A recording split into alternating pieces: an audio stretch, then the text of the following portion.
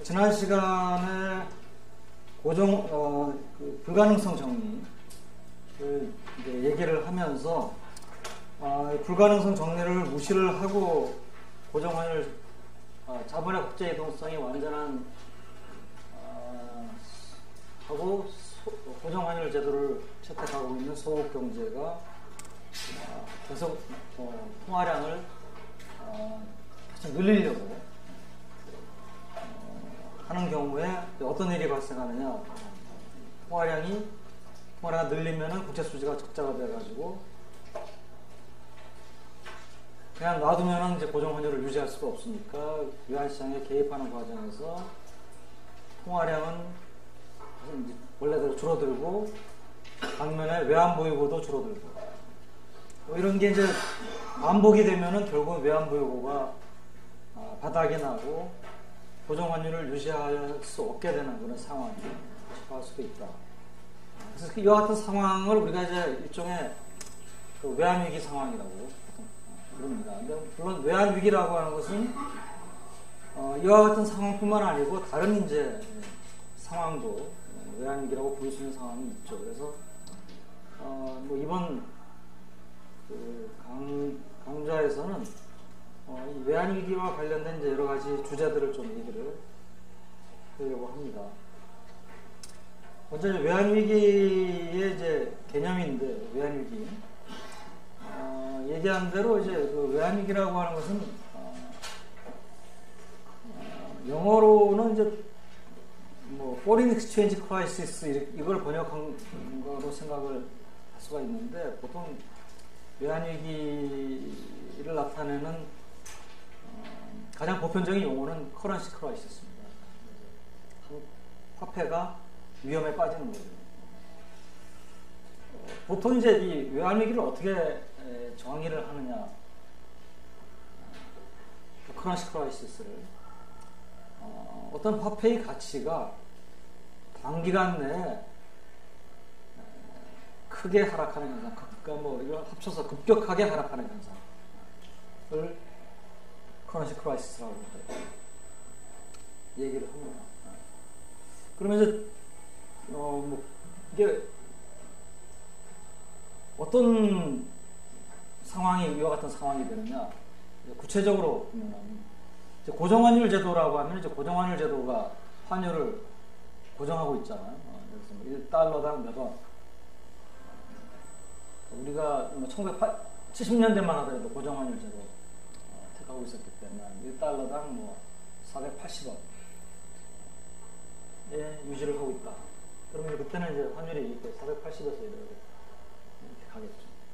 그러다가 뭐 외환 보유고가 부족해가지고 70년대에 480원에서 한 600원 정도로 고정시키려고 하는 환율 자체를 달러당 480원에서 달러당 600원 이렇게 변경을 시킨 적이 있어요. 구체적인 숫자는 지금 내가 예를 들은 숫자입니다. 그러면 이제 환율이 이렇게 되겠죠. 또 600원에서 고정환율 유지가 됩니다. 그럼 요 기간에, 요 순간에는 뭡니까? 환율이 굉장히 짧은 기간 동안에 환율이 급등했으니까 화폐 가치가 원화 가치가 크게 하락하는 거 아닙니까? 그러니까 이것도 일종의 일반적으로 평가절하로 외환위기 상황이라고. 그냥 괜히 평가절하를 하는 건 아니고 하지는 않거든요. 왜 괜히 평가절하를 하지 않느냐면 평가절하라고 하는 게 뭐 여러 가지로 우리가 앞에서 배웠을 때는 뭡니까? 경상수지 결정 모형에서 배웠을 때는 평가절하가 경상수지도 개선되고 경기도 좋게 만들고 그래가지고 이게 좋은 거 아니냐 이렇게 얘기할 수 있을지 모르겠지만은 여기에는 다른 이제 코스트가 있어. 왜냐면 평가절하를 하게 되면은 달러당 몇 원인데 그러면 이제 외국에서 수입하는 물건의 가격에 경우에 10달러 하던 게 달러당 480원이면 이제 4,800원이죠. 그다음에 600원으로 가면 6,000원으로 수입 가격이 올라가는 거예요. 수입 가격 올라가고 물가 올라가고 이런 이제 코스트도 있고 또 한 가지는 이제 그 환율이라고 하는 게, 뭐 우리나라는 이제 워낙에 이 수출 산업, 수출 뭐 입국 뭐 이런 이제 그 뭐라 그럴까, 그 이와 같은 이제 그 경제적인 캐치프레이즈라고 할까, 이게 뭐 굉장히 어릴 때부터 우리가 들어오고 생애가 돼 있어가지고, 뭐 수출을 하기 위해서 어떤 정책을 쓴다라고 하면은 그 정책은 뭐 비교적 그러니까 항상 좋은 점수를 동의하기가 쉽고 좋은 점수. 그렇지만 이제 세상을 보면은 반드시 그렇지 않은 나라들 있고, 히스토리를 보면은 뭐 수출보다는 이제 자국 산업을, 수입 대체 산업을 보호하자, 내수 산업을 육성하자, 이런 그런 이제 경제 성장 전략을 택했던 나라들도 있고, 이런 나라들 같은 경우에는 화폐 가치를 떨어뜨리는 게, 수출은 잘 될 수 있지만 수출이 지상의 목표가 아니기 때문에, 그러면 이제 그 이외에 다른 이제 코스트들이 오히려 이제 부상을 하게 됩니다. 그리고 그 코스트들이 부상한다는 게 의미는 뭐냐면은, 어떤 그 정부가 집권당이 집권 시기에 어쩔 수 없이 할 수 없이 평가자를 했다.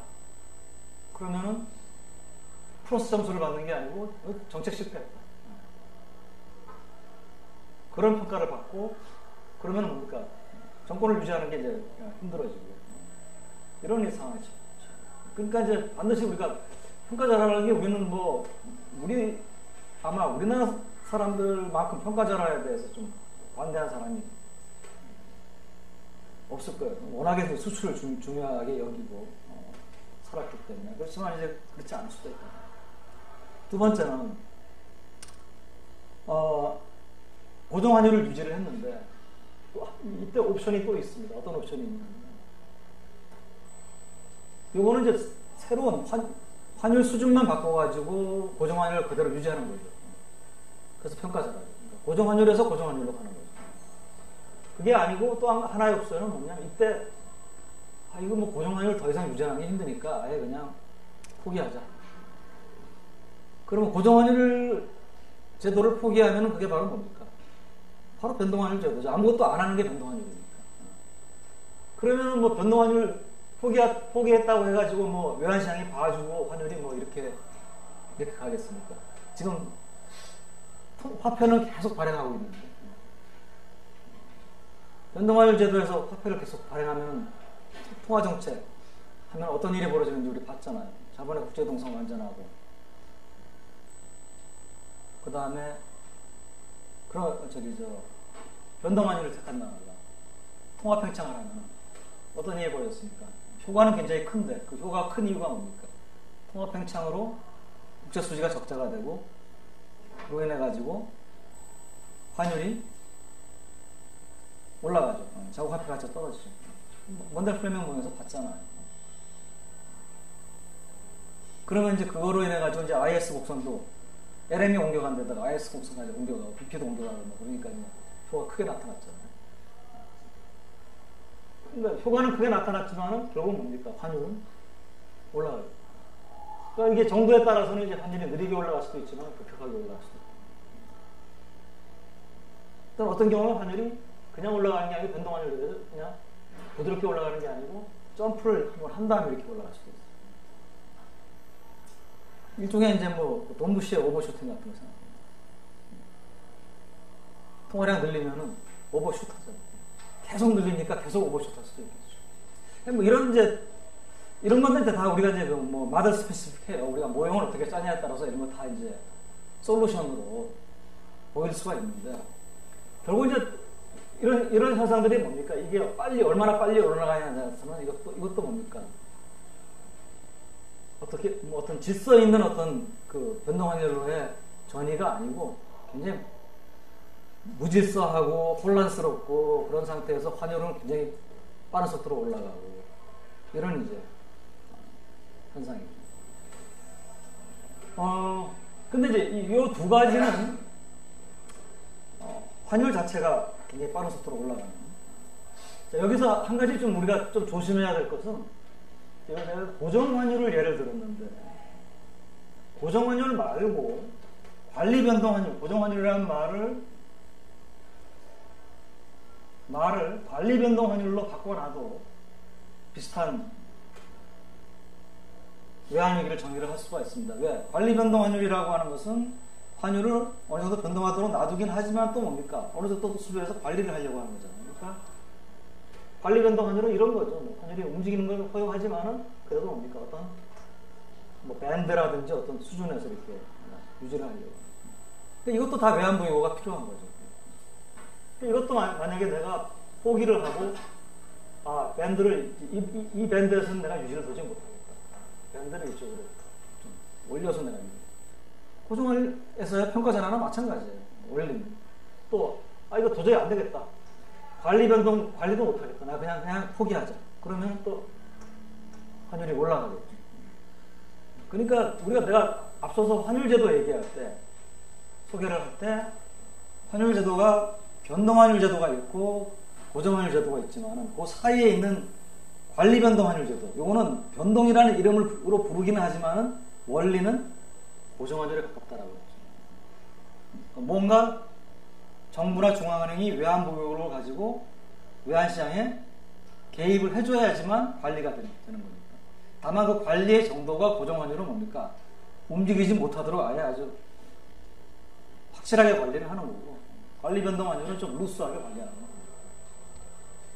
자, 그래서 이제 이런 경우도 이제 외환위기라고 하고요. 여기 이제 우리가 보통 외환위기를 정의할 때 한 가지 경우가 더 들어갑니다. 뭐냐면, 환율은 어떻게 관리를 했어요. 고정환율을 유지를 했다. 아니면은 환율을 관리를 했어요. 성공적으로. 그런데 그 코스트가 유지를 하기 위해서 뭡니까? 되게 이제 화폐 가치가 떨어지려고 하는 것을 막아야 되니까 어떤 식으로 하게 되겠습니까? 외환을 풀어야 되겠죠. 그 외환을 많이 풀어. 그러니까 예를 들어서 내가 외환을 이만큼 가지고 있었는데, 이거를 좀 환율을 고정시키거나 관리를, 변동환율을 유지하기 위해서 내 외환 보유고가 굉장히 급격하게 하락을 했다. 전체 한 4분의 3 정도가 줄어들어요.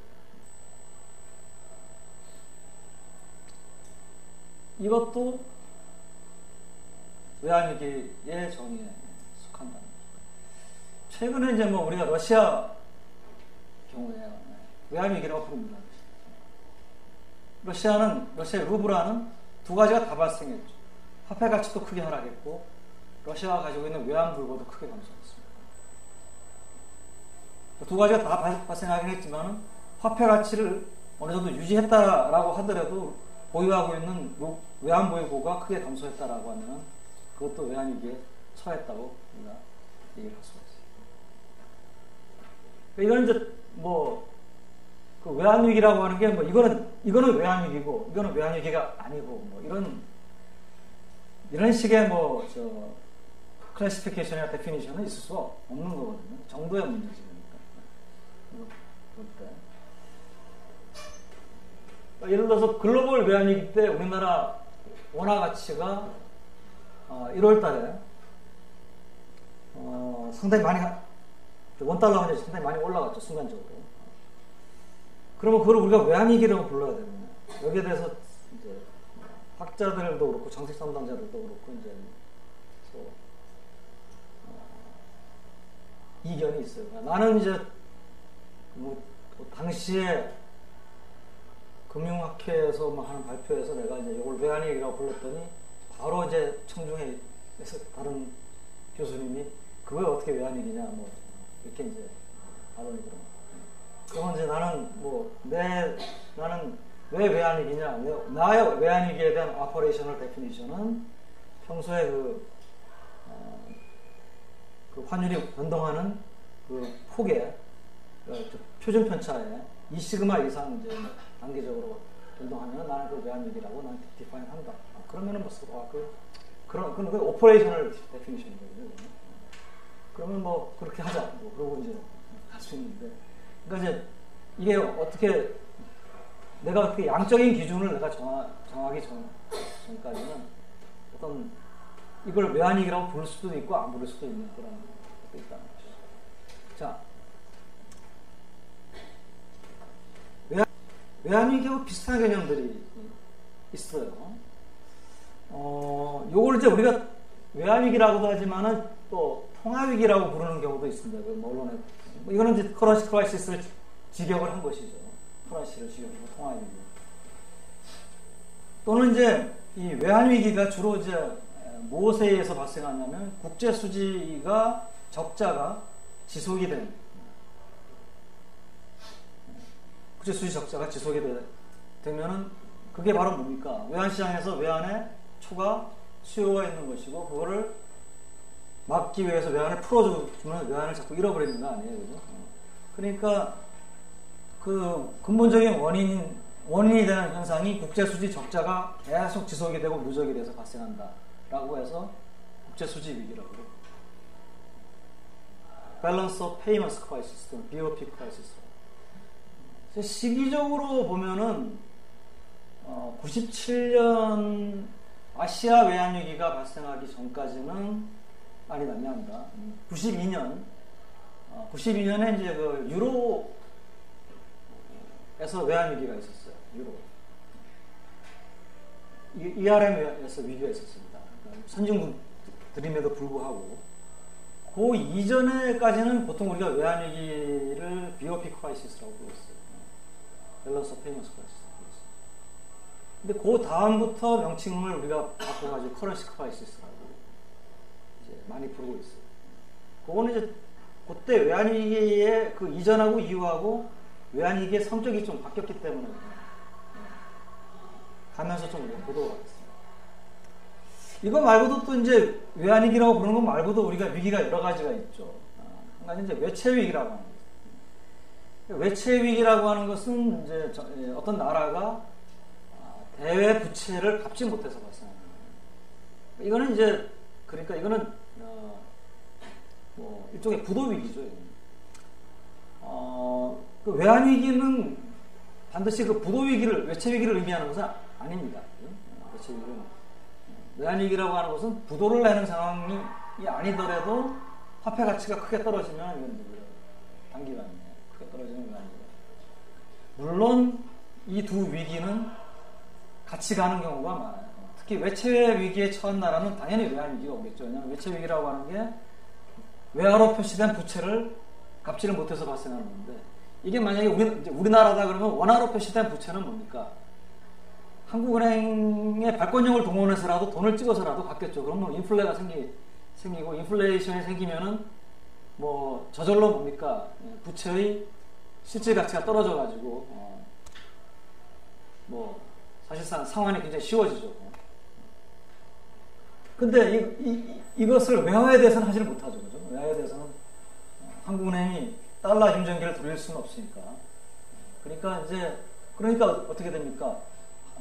정부도 외채를 갖기 위해서 달러가 필요하고 민간 기업도 필요하고 은행도 필요하고 그러면 서로 전부 다 달러를 사겠다고. 왜냐하면 원화는 있으니까. 정부도 원화 발행해가지고 뭐 사겠다. 달러 사겠다. 그러면은 달러의 가치는 확 올라가고 원화의 가치는 떨어지고 그게 이제 외환위기죠. 뭐 가치가 다른 경우가 많아요. 외채 위기는 뭐 최근에 이제 유럽, 뭐 그리스 뭐 이런 데 위기 때문에 많이 들어봤지만 그 전에도 많은 외채 위기가 인류 역사상 외채 위기 굉장히 많이 있었고요.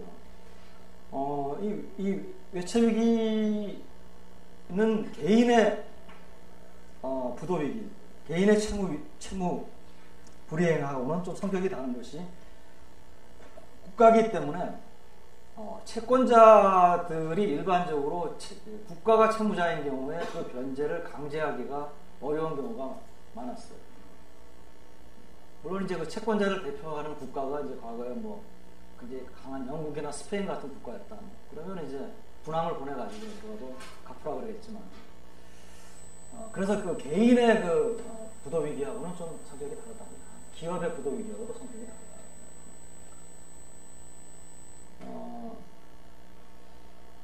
은행 위기.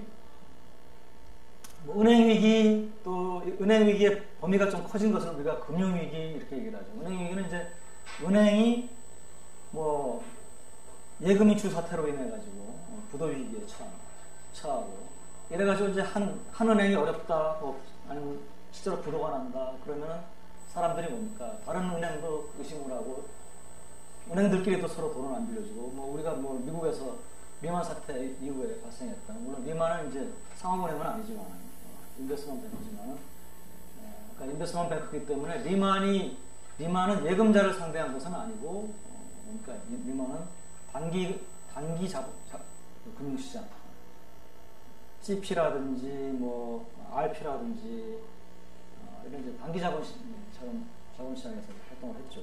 그래서 주로 차입을 했죠. 성격은 비슷합니다.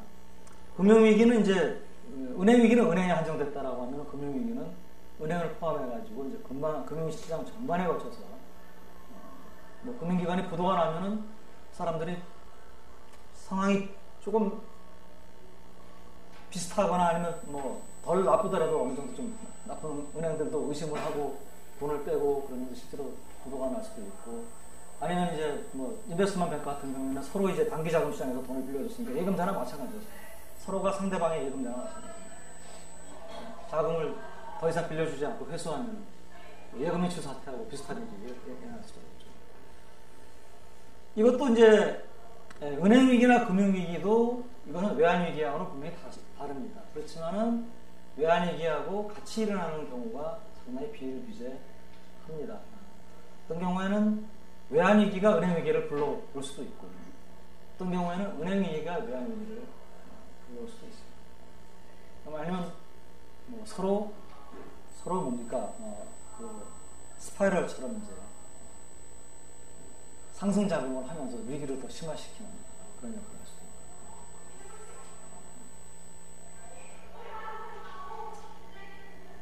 요 내용은 이제 우리가 그 외환위기에 관한 얘기를 하면서 아마 실제 사례를 뭐 우리나라 사례도 뭐 있고요. 그렇지만 뭐 우리나라 사례만 하더라도 벌써 20년 전의 얘기이기 때문에 여러분들로서는 또 좀 생소할 수도 있을 거예요. 그래서 그런 이제 사례들을 좀 얘기를 하면서 그런데 좀 더 잘 알게 되리라고 생각합니다. 우리나라 사례 얘기를 외환위기 사례를 좀 얘기를 하려고 하는데요. 90년대 외환위기 사례를 얘기를 먼저 하려고 합니다. 왜냐하면 이제 이 전에 거는 아주 티피컬한 외환위기였는데 90년대부터 외환위기가 굉장히 다양한 모습으로 나타나기 시작했어요. 그래서 간단하게 이제 이 사례들을 좀 얘기를 하겠습니다. 그래야지 우리가 이제 이 뒤에 나오는 이론을 이해를 하기가 쉽겠습니다. 크게 이제 세 가지 정도를 얘기하려고 하는데, 첫째는 이제 유럽의 ERM 위기.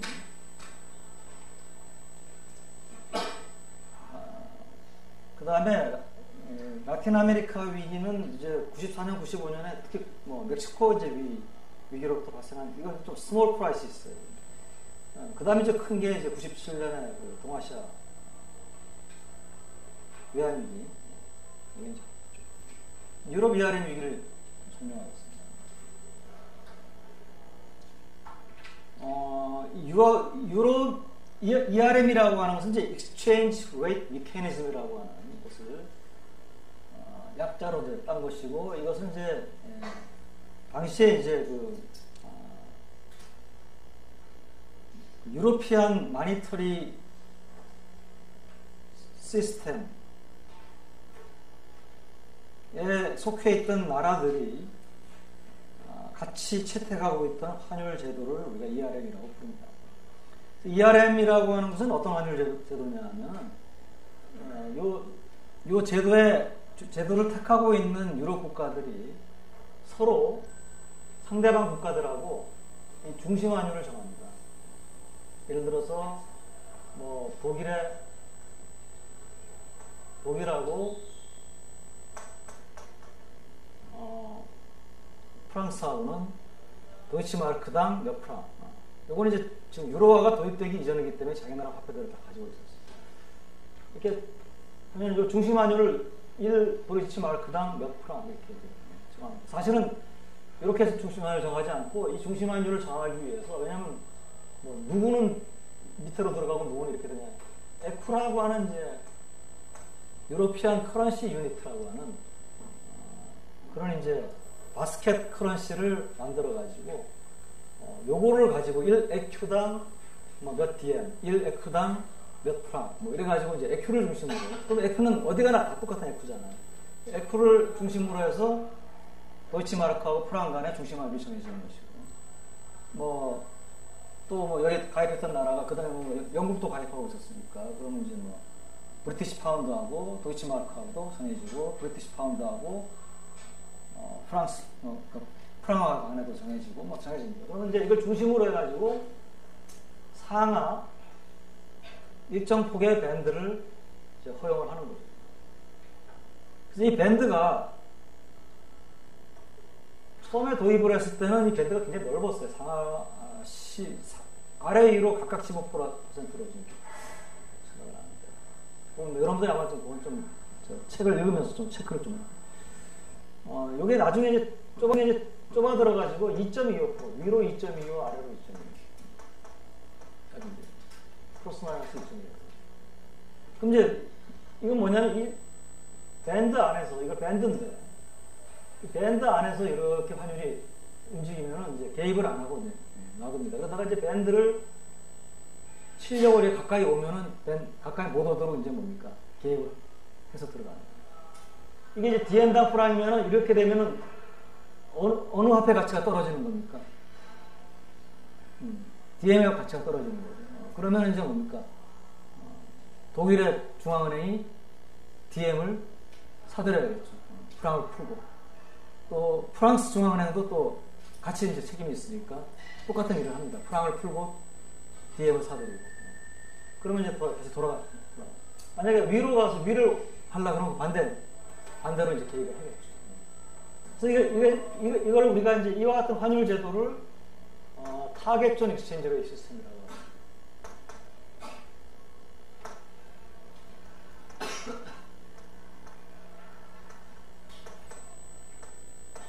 그러니까 이게 이제 이 환율 제도의 이름은 ERM인데 이 ERM은 전체 환율 제도의 분류상 타겟존 익스체인지 레이트 시스템이라고 하는 것으로 분류가 되고요. 이 타겟존 익스체인지 레이트 시스템은 다시 뭐에 일부냐면 이거는 관리변동 환율 제도예요. 부분집합입니다. 관리변동 환율 제도에 여러 가지 형태가 있는데 그 중에 하나의 부분집합. 왜냐하면 변동하도록 놔두다가 관리를 하고, 변동하도록 놔두다가 관리를 하고. 자, 이런 환율 제도를 택하고 있었습니다. 자, 그런데 이게 비교적 성공적으로 유지가 되지만은 이전에도 이 ERM 안에는 어떤 그 약속이 있냐면은, 예를 들어서 이 경우에 예를 들어서 이 환율이 이렇게 와가지고 이제 계속 이제 이 상한을 자꾸 치려고 합니다. 그럼 계속 개입이 들어가야 되잖아요. 개입이 들어가야 되는데 이게 개입을 하려면 뭡니까? 이 경우에는 이제 프랑화를, 도이치마크를 풀고 프랑화를 사줘야 됩니다. 거꾸로 이제 이때 이제 프랑화 가치가 떨어지려고 하는 거니까 프랑화 가치를 이제 올려줘야 되는데, 근데 문제는 이제 이와 같은 상황이 일시적으로만 있고 개입한 다음에 이렇게 다시 돌아가가지고 이렇게 하면 좋은데, 계속 이거 개입하면은 약간 내려왔다가 다시 또 치려고 그러면은 이거는 유지되기가 어려울 수가 있어요. 그러니까 이럴 경우에는 뭡니까? 두 나라가 그러니까 서로 합의를 해가지고, 이 나라는 여기는 도저히 이 밴드는 유지를 못하니까 이렇게 가자. 이쪽 밴드 자체를 위로 올리자. 이거는 이제 디밸류에이션이라는 말은, 평가자라는 말은 고정환율 제도에다가 우리가 쓰는 용어이기 때문에 이거를 이제 고정환율 제도에 쓰는 용어인 디밸류에이션이라고 표현을 안 하고, 밴드 자체를, 그러니까 이 중심환율 자체를 올리는 거죠. 중심환율 자체. 사실상 디밸류에이션이나 마찬가지인데, 고정환율 제도가 아니고 관리변동 환율 제도이기 때문에 이것을 우리가 리얼라이먼트라는 표현을 씁니다. 이 친구들 표현으로 온라인을 다시 한다는 거죠. 그래서 리얼라이먼트가 가능해요.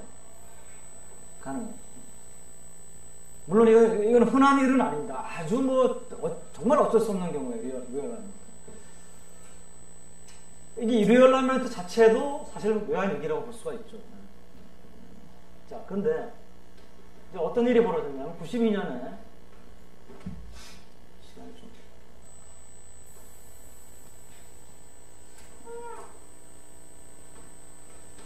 전반적으로 이제 유럽 국가들이 경기가 안 좋았어요.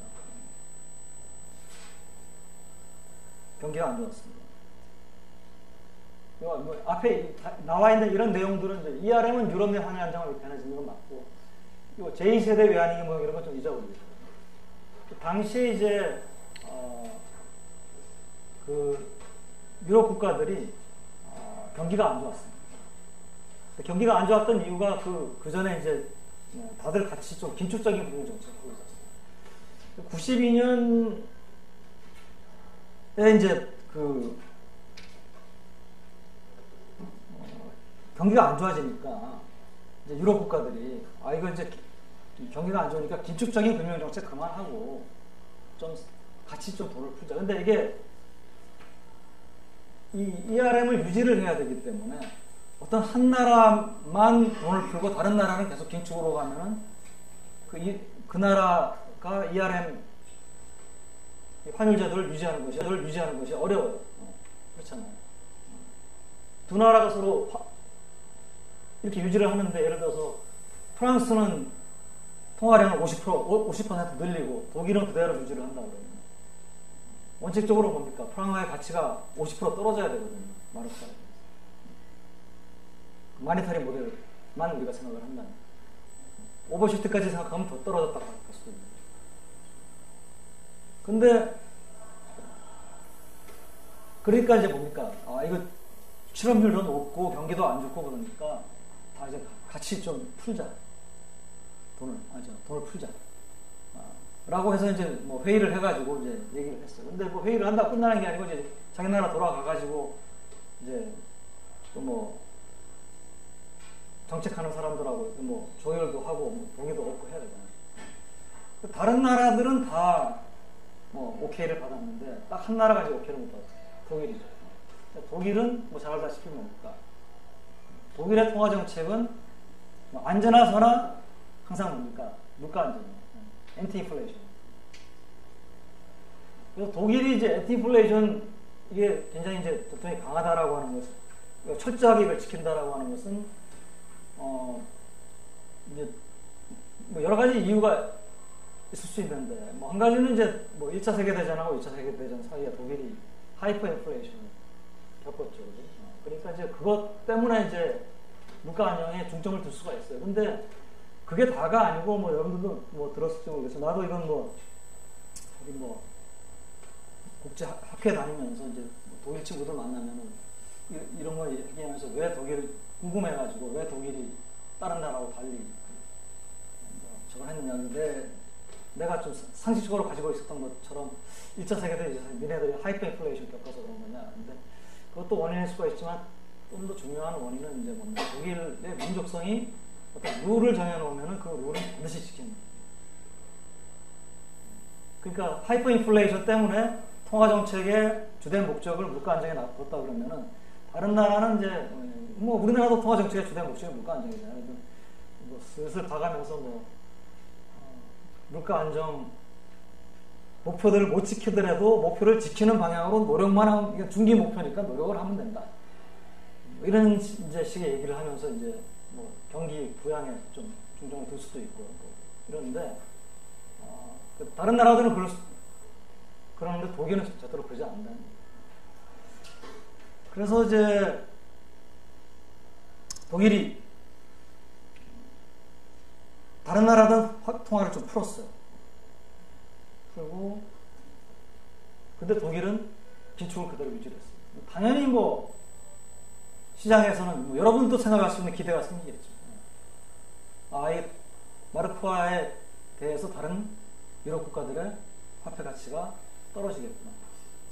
근데 떨어진다는 기대뿐만 아니고, 떨어진다는 건 이제 마르크화에 대해서 다른 화폐들의 가치가 이쪽으로 가는 거죠, 전부 다. 그런데 뿐만 아니고 사람들이 여기에 더해서 어떤 기대까지 가요? 계속 이게 지속이 되면은 언젠가 리얼라이먼트 할지도 모르겠다. 그 리얼라이먼트를 하게 되면 어떻게 되는 겁니까? 1마르크당 예를 들어서 뭐 2프랑 하던 거에 점프를 해가지고 1마르크당 3프랑이 되고 이러는 거예요. 그러면 이제 누가 어떻게 돈을 법니까? 이제 그런 기대가 있으면 여러분도 어떻게 돈 버는지 뭐 다 알잖아요. 프랑으로 돈을 빌려가지고 마르크화를 사놓으면 됩니다. 다들, 여러분도 그렇게 생각하면 다들 그렇게 하려고 했을 거 아니에요. 그 앞장선 사람이 이제 소로스 같은 사람이고.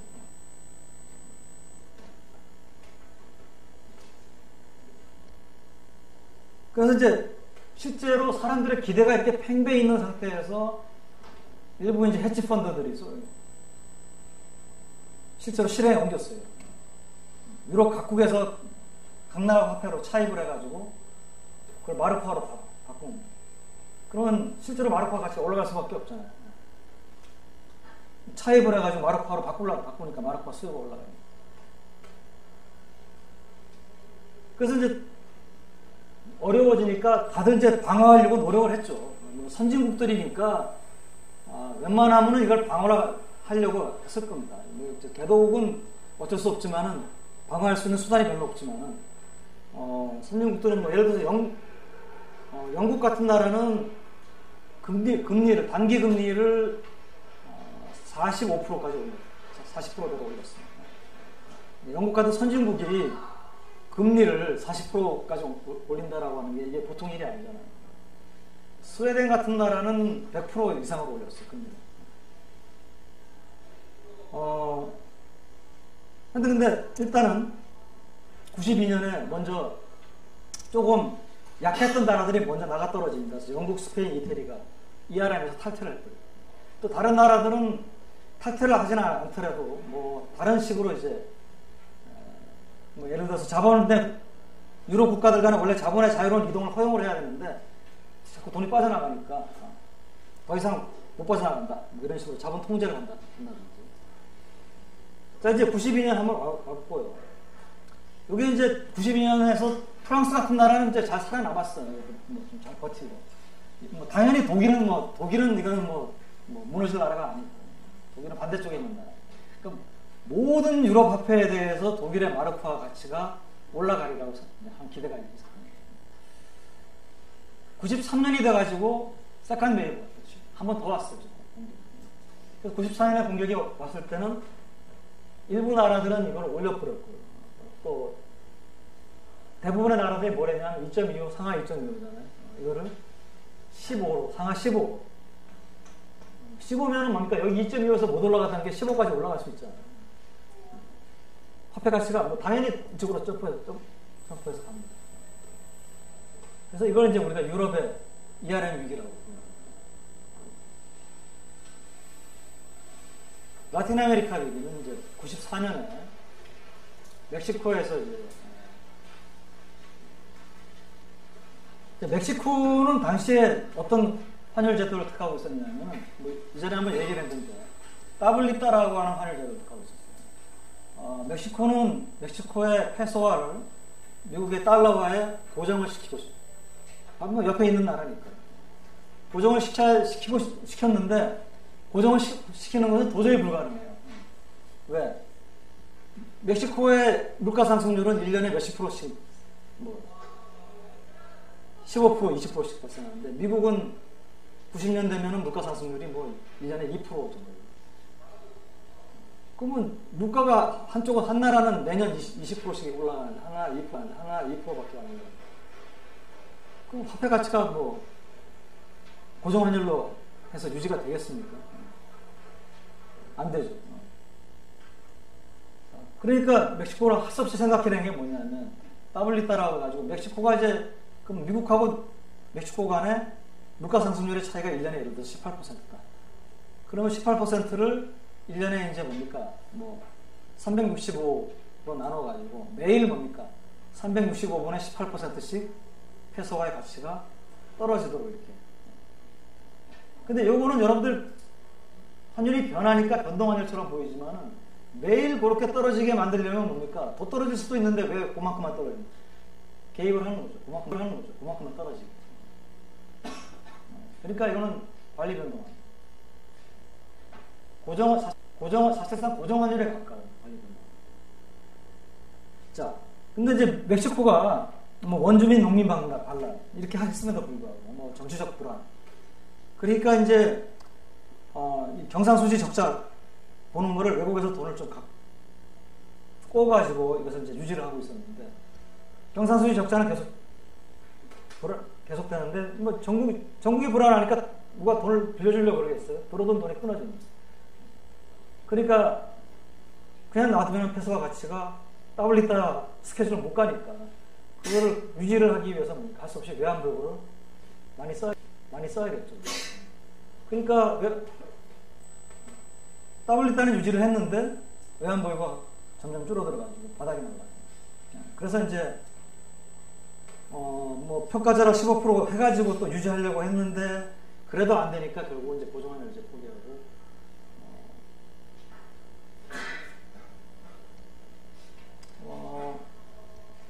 재밌는 이제 이 멕시코 위기는 재밌는 것은 멕시코에서 이와 같은 이제 위기가 발생하니까 뭐 주가도 폭락하고 뭐 돈이 들어오던 것도 안 들어오고. 근데 그러니까 뭐 멕시코 주변에 뭐 일부 라틴 아메리카 국가들 중에 좀 취약한 국가들이 비슷하게 이제 영향을 받았어요. 돈 들어오고. 그건 좋은데 멕시코하고 멀리 떨어져 있는 필리핀 같은 나라도 이때 같이 이제 비슷한 경험을 했습니다. 또 들어온 돈이 끊어지고 주가는 폭락하고 이런 경험을 했어요. 그래서 이제 이때 이제 사례를 소개하는 것은 이게 뭡니까? 멕시코 위기가 주변 지역뿐만 아니고 멀리 있는 필리핀이라든지 이런 데까지 전염이 됐다. 그래서 이제 외환 위기가 전염이 될 수 있다. 뭐 이런 이제 개념이 이때 나오셨죠.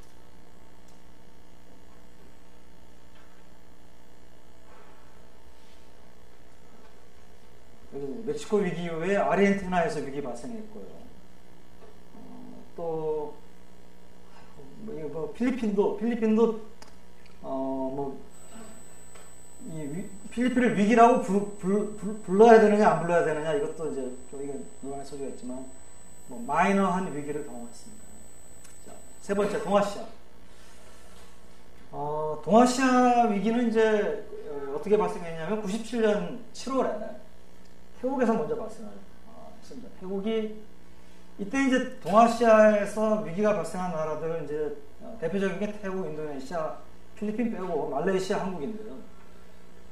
이 네 나라는 다 잘 나가는 나라로 각광을 어느 정도 받고 있던 나라들이고요. 네 나라에 공통점이 있습니다. 뭐냐면 환율 제도가 이름을 뭐라고 불렀던 간에 환율 제도가 관리변동 환율 제도였습니다. 그러니까 고정환율까지는 아니지만 뭡니까? 상당히 그 환율을 관리하기 위해서 외환보유고를 이용한 개입이 필요한 그런 환율 제도였습니다. 실제로 개입을 많이 하고 있습니다.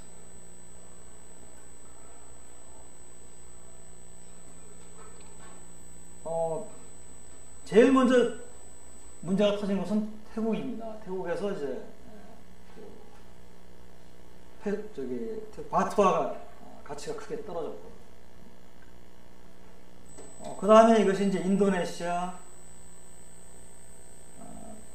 필리핀은 우리가 위기라고까지는 이때까지는 다른 나라보다 이제 말레이시아, 그 다음에 한국으로 오는 과정에서 대만하고 홍콩도 좀 흔들립니다. 그래서 이제 그 오는 경로가 마치 이제 우리 동남풍이 이렇게 불어오는 경로라고 해가지고 이제 그런 우리가 몬순 위기라고 이렇게 부르기도 하는데,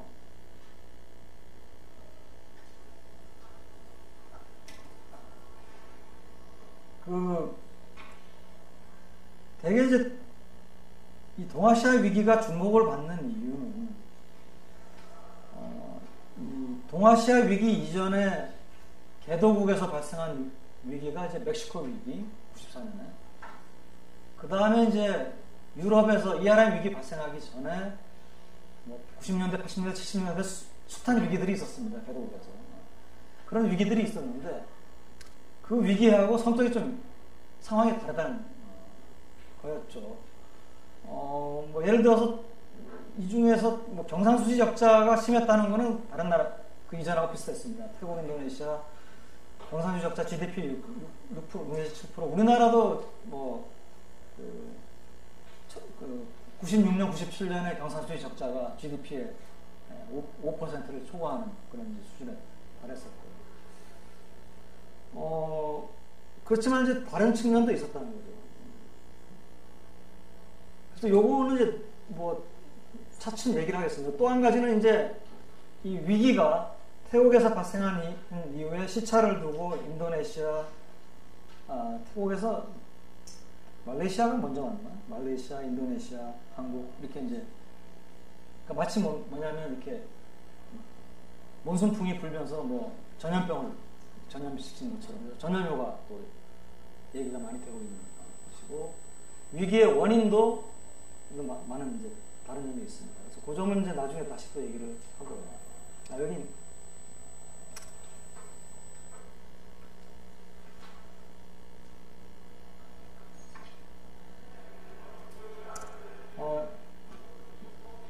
한 가지 좀 더 얘기를 하죠. 그러니까 동아시아 우리나라 같은 경우에 이제 어떻게 이제 위기가 왔냐?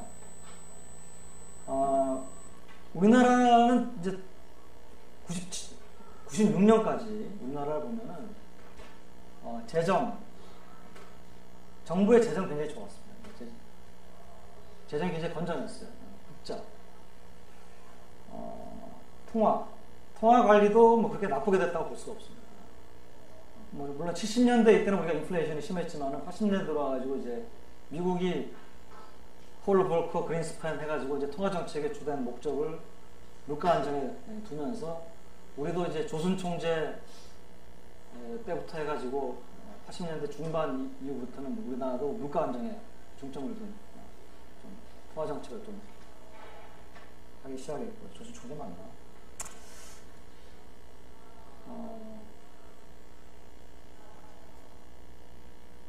그런데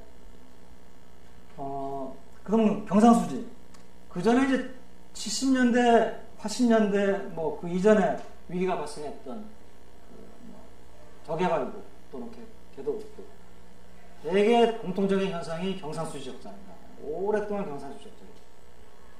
우리나라는 물론 경상수지 적자를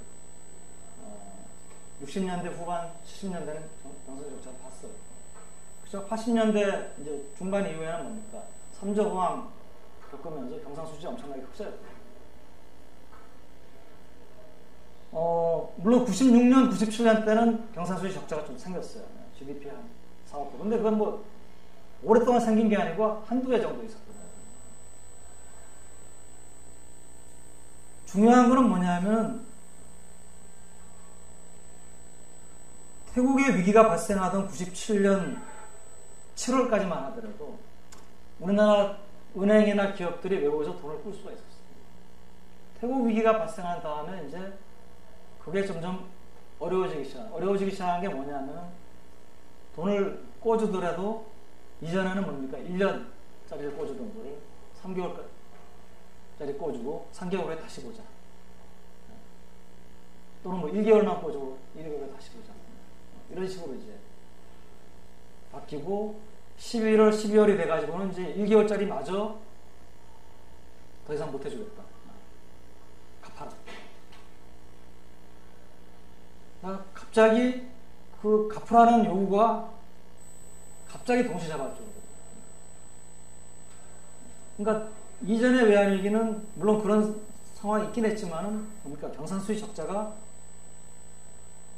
계속 이제 가면서 외환 보유고를 천천히 갉아먹었다라고 하면 우리나라는 97년 7월에 상황이 폭이 발생한 다음에 외환 보유고 다 잃어버리고 거의 뭐 IMF하고 이런 데다 항복할 때까지 걸린 시간이 4개월 정도로 채 안 됩니다. 4개월 동안에 경선수지 적자를 보면 얼마나 받겠습니까? 그래서 이제 이런 게 이제 이러한 상황이 다른 나라도 비슷했어요. 가정하시는 그러니까 뭐 그와 같은 이제 상황. 그래서 이제 뭐 오늘은 이제 모형을 설명하지 않겠지만은 모형으로 넘어갈 텐데 그래서 이제 우리가 외환위기에 관련된 이론이 하나만 있는 게 아니고 왜냐하면 뭐 때가 바뀌면은 그러니까 새로운 모습으로 위기가 등장해요. 그래서 이제 92년에 유럽의 외환위기가 발생하기 이전까지의 외환위기, 그전에는 이걸 국제수지위기라고 불렀는데 이것은 주로 어디에서 발생했냐면 저개발 후진국 또는 뭐 개도국에서 발생했습니다. 지금은 이제 뭐 신흥국이라고도 부르지만 당시의 용어로는 이제 디벨로핑 컨트리, 뭐 언더 디벨로핑 컨트리, 주로 중남미에서 많이 봤습니다. 그래서 이제 이걸 설명하기 위한 이론을 제1세대 모형이라고 부릅니다. 근데 유럽의 외환위기가 터지니까 이게 후진국형 위기가 아니고 이거는 선진국형 위기거든요. 여러 가지 면에서 얘네들은 후진국하고 달라요. 후진국은 어쩔 수 없이 위기가 발생했다라고 하면 선진국들은 초이스 버틸 수도 있고 뭐 이대로 버틸 수도 있고 아니면 포기할 수도 있고 이런 초이스가 있었을 때 포기하는 거를 선택을 했다. 뭐 이렇게 우리가 이제 얘기를 해요. 그러니까 이 중남미 국가들은 어쩔 수 없었던. 그러니까 뭐 위기가 오는데 위기를 뭐 피할 수도 없고 어떻게 없었는데 중남미 국가들은 위기가 올 때 이걸 피하는 거하고 맞는 거하고 두 가지 선택이 있는데 피하는 거 보니까 피하는 게 더 코스트가 크니까 그냥 이거 선택을 하는 뭐 그런 이제 케이스가 돼요. 그 다음에 이제 97년에 아시아 외환위기가 오니까 아시아 외환위기는 또 앞에 있었던 두 개의 외환위기가 또 성격이 다릅니다. 그래서 이제 아시아 외환위기를 설명하기 위한 여러 가지 모형들이 나옵니다. 이것들을 통틀어 가지고 제3세대 모형, 그러니까 First Generation Models, Second Generation Models, Third Generation Models 이렇게도 부르는데 뭐 그것들을 이제 그래서 크게 한 4가지 정도 모형을 별로 이제 수식을 가능하면 이용하지 않고 논리를 설명하면 수식은 너무 복잡하기 때문에 논리를 주로 이용해가지고 설명을 좀 다음 시간에